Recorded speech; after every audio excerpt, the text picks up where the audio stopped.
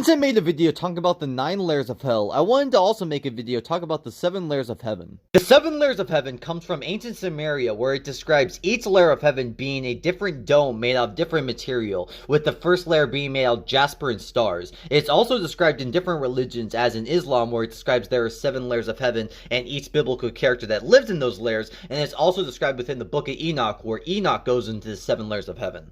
Judaism text, the first layer of heaven is called Velon, or the Veil of Heaven, and in Dante's Inferno, it said this is where the people who are inconsistent went. This is for people who believed in God, and they had faith in God, but didn't keep God's faith. When they told God they were going to do something, they didn't do it, and they were later forgiven for it, but because of this, they're at the lowest level of heaven. The second layer of heaven in Judaism is known as Raka, or the second day of creation. This is the layer of heaven in the book of Enoch, where he describes angels hanging prisoners as they await judgment. But for the people who were good who were sent here, this is a place of paradise where you're able to seek and discover who you really are. But in Muslim texts, it describes this layer as being the home to John the Baptist and Jesus, and in Dante's Inferno, it describes this place being the home to the ambitious. The third layer of heaven in Judaism is described as the home of the new Garden of Eden, also being home to the Tree of Life. In Islam, it's described as being the home of Azrael and Joseph, and in Dante's Inferno, it's described as being the place of beautiful lands where all lovers are sent after they die. In Dante's Inferno, people were sent to the fourth heaven if they were wise people, but in Catholicism, people were sent to the fourth heaven if they sought peace, love, and truth during their life.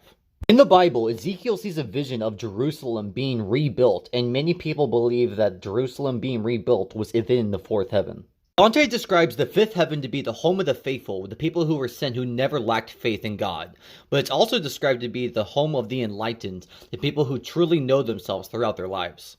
It also describes how in the second book of Enoch, there is an army of soldiers that await in the fifth part of heaven, where they are awaiting judgment from God because they betrayed him during their life. They're the soldiers of the Groggery, or however they're pronounced. The sixth layer of heaven is described as the holiest of holiest in Judaism, described as the people who are the most faithful to God and did the most for him. It's also described in Dante's Inferno as being the just rulers, the people who had power during their lives and did good things with them.